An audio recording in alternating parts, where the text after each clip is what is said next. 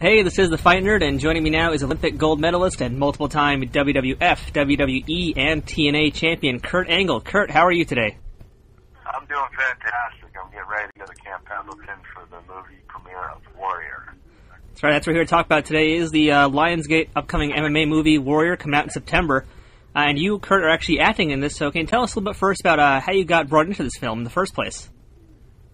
You know what? It was cast in Pittsburgh, and I happened to go to a casting call, and they looked everywhere for this. They were looking for this very special look fighter that looked Russian, that didn't have tattoos on his body, that had a similar look, and kind of an attitude that was similar to a fighter from Russia. His name's Fedor Emelianenko. You obviously know who he is. I do know the man very well. So they tried everybody. They did everything they could and they just couldn't find the right guy, and I just came in at the right time, and I was sparring, and, I was already training MMA, and so they saw me throwing some punches and doing takedowns, and they noticed I didn't have any tattoos on me, and that was a good thing. And the director came up to me and said, "Hey, can you lose about 30 pounds?" And I said, "Yeah." And he said, "Can you stop tanning for a couple months?" I said, "Yes, sir." And he said, "You're going to be Koba." And I went, "Holy smokes, Koba." And, the movie really, it's a really great story about two brothers and their father, and one of the brothers is a Marine. And it's a really incredible story, but the fans want to come see this guy that's never left Russia, and the guy's name is Koba. And so a lot of the movie's about these brothers and what's going on in the movie, and them entering the tournament and everything called Sparta. And but the fans came; they paid their money. They paid tickets to see Koba fight. So it was a very important movie, important character in the movie, but it wasn't a huge part. Now, when you first read the script for this film, what did you think about the whole story overall, top to bottom, including what your character was going to be doing?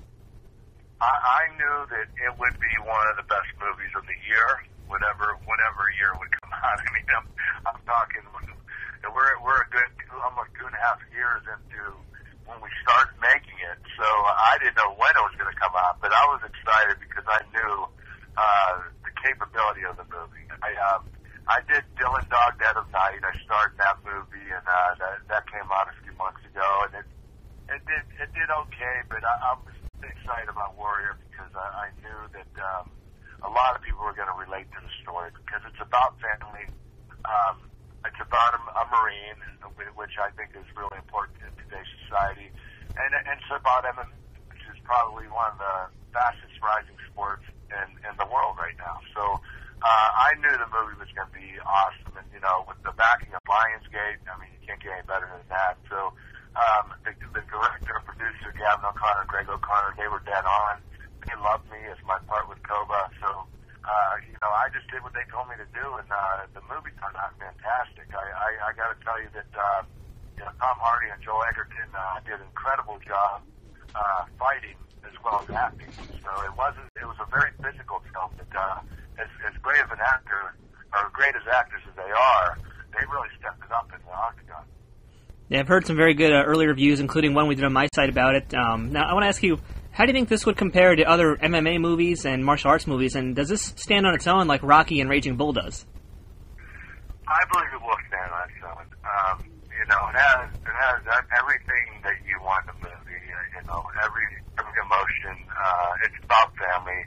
It's about family not getting along. It's about family kind of getting together, getting back together, making amends. There are a lot of things that people relate to. It's about winning and losing. It's about MMA. This film, it's not just about MMA fighters fighting. There's a big story behind it, or I should say in front of it. And as big as the tournament was, which is Sparta, which was the top 16 fighters in the world, I believe the story carried the movie very well. Absolutely. The story has to lead up to the payoff, of course, and the fans are going to want to be seeing that big payoff, those big fight scenes. So can you tell us what it was like on set filming those, and who'd you work with to choreograph these fight scenes? J.J. Perry was incredible.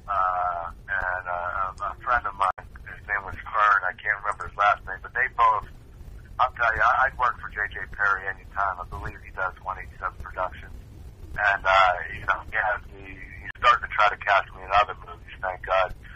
But he was great to work with, and I learned. I was already trained MMA, so it wasn't that hard for me to make the transition.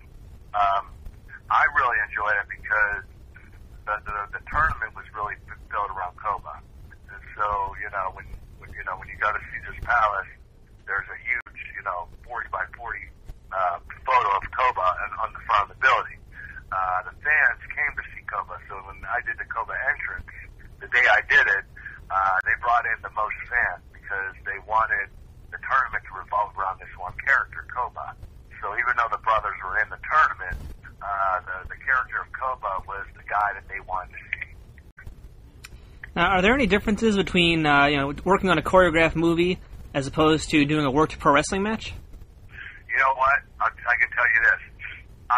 This is what I told the director, Gavin O'Connor, and the producer, Greg O'Connor.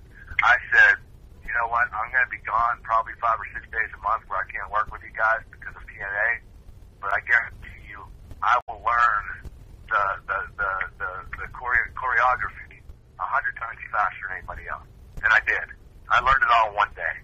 And they were blown away because these fighters, it took months to learn. We had a 3-month training camp. And I literally, all my fights, I did 5 fights, and I learned them all one day.